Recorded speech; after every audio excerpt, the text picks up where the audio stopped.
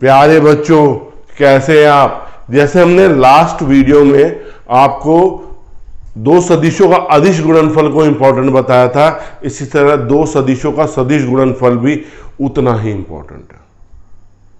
इसे vector product of two vectors भी कहते हैं और cross product of two vectors भी कहते हैं।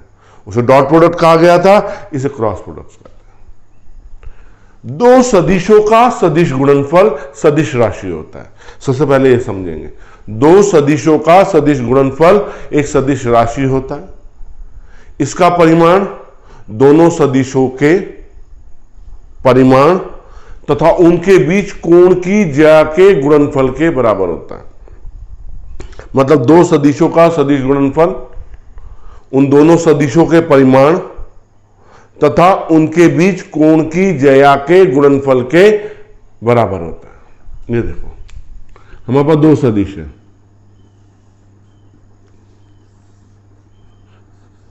सदिश ए और एक सदिश बी। इनके बीच में कोण कितना है? थीटा है। तो जो परिणामी सदिश होगा वेक्टर सी, वो क्या होगा? Vector A cross vector B. इसी दिशा में एकांक सदिश भी होगा। अब जैसे मैं अपने हाथ से आपको समझाता हूं, ये एक सदिश है, ये दूसरा सदिश है, इनके बीच में थीटा कोण है। जो परिणामी सदिश है वो सदिश ए और सदिश बी दोनों के लंबवत है। इनके तल के क्या है? लंबवत है। तो इसे लिखते कैसे? Vector A cross vector B is equal to vector A mod vector B sine theta N cap. जो एकांक सदिश होता है वो तल के लंबवत होता है, और जो परिणामी सदिश है वेक्टर सी, वो भी तल के लंबवत है। दोनों एक ही दिशा में है, तो vector A cross vector B क्या आएगा? A B sine theta. अब इसके गुण,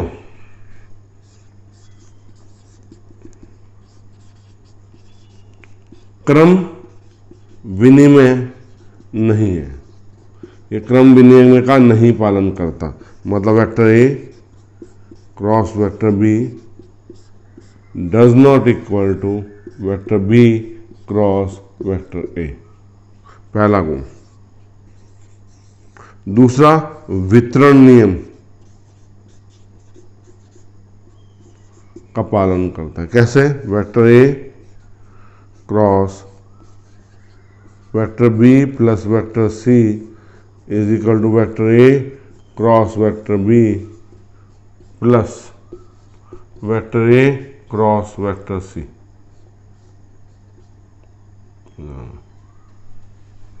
अब इसका तीसरा गुण आता है, जो हम कहते हैं अगर दो सदिश एक दूसरे के समानांतर है, समांतर सदिश है, पैरेलल जिन्हें कहते हैं, तो थीटा कितना हो जाएगा? 0 डिग्री, और साइन 0 डिग्री की वैल्यू क्या होती है? 0। तो vector A cross vector B is equal to mod of vector A mod of vector B sine 0 degree N cap is equal to 0। अगर दो सदिश एक दूसरे के लंबवत है, लंबवत सदिश, दो सदिश एक दूसरे के लंबवत है, तो थीटा कितना हो जाएगा? 90 डिग्री, और साइन 90 डिग्री की वैल्यू क्या होती है? 1।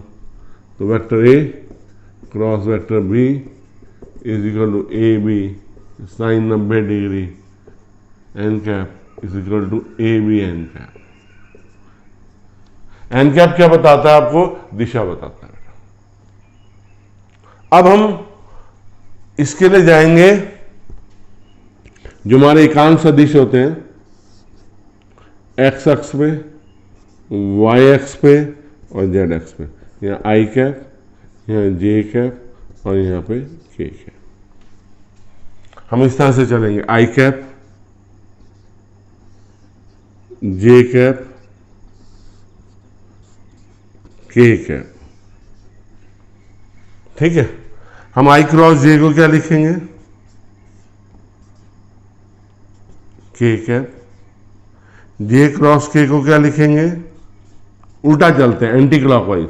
आई cross J K, J cross K I, और K cross I is equal to J. इसका मान क्या आ जाएगा, minus J cross I, minus K cross J, minus I cross K. तो इस तरह से हमने एकांक सदिश को भी बता दिया बेटा आपको। अब हम एक न्यूमेरिकल प्रॉब्लम करके बताएंगे आपको, एक न्यूमेरिकल प्रॉब्लम करेंगे इस पे, जिससे आपको ये समझ में आ जाए।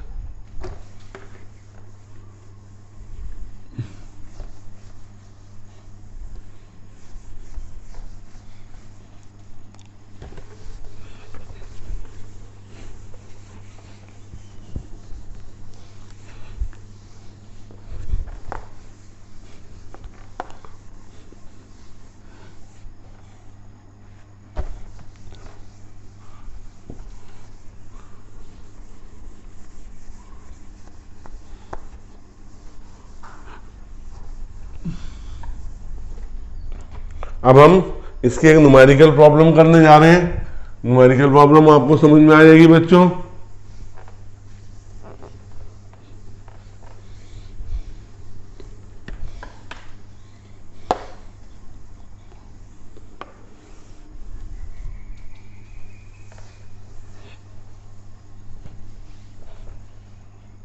देखो, एक प्रॉब्लम ले लेते हैं हम, कोई भी ले लो। Vector A cross vector B, vector A हमें ले रखा है 2i cap plus 2j cap plus 3k cap. Vector B हमें दे रखा है i cap minus j cap plus 2k cap. हमें क्या निकालना है, vector A cross vector B. तो हम क्या लिखेंगे, सबसे पहले i कैप, j कैप और k कैप। फिर वेक्टर ए पहले है तो आई कैप का इसका कंपोनेंट 2, 2, 3, बी कैप का 1, -1 और 2, आई कैप। ये पॉजिटिव वैल्यू है। जब आई कैप की वैल्यू निकालेंगे तो हॉरिजॉन्टल और वर्टिकल लाइन दोनों, मतलब क्षैतिज और ऊर्ध्वाधर लाइन दोनों इसके साथ के हटा देंगे, जो दिख रहा है उसे लिख देंगे। 2, 3, -1, 2, ये प्लस होगा, ये माइनस होगा, ये प्लस होगा, माइनस जे कैप। 2, 1, 3, 2 प्लस के कैप। क्या नजर आ रहा है आपको, 2, 2, 1, -1, 2, 2, 1, -1। मतलब जैसे आई कैप की वैल्यू निकालनी है, इसकी क्षैतिज दिशा को बंद कर दिया और ऊर्ध्वाधर दिशा को, जो नजर आ रहा है वो उतार लिया। फिर जे कैप को ऐसे, फिर के कैप को ऐसे। तो इस तरह से उतारने के बाद अब क्या करेंगे, आई कैप पहले इस ये गुणा होंगे ऐसे, फिर माइनस साइन के साथ ये गुणा होंगे। 2 × 2 -1 × 3 माइनस जे कैप। 2 × 2 3 × 1, 2 × 2 3 × 1 प्लस के कैप। क्या आ जाएगा, 2 × -1 माइनस 2 × 1, तो कितना होगा, आई कैप 4 प्लस 3 माइनस जे कैप 4 -3 प्लस के कैप -4, -2 और -2। तो ये कितना हो गया, 7 आई कैप माइनस जे कैप -4 के कैप।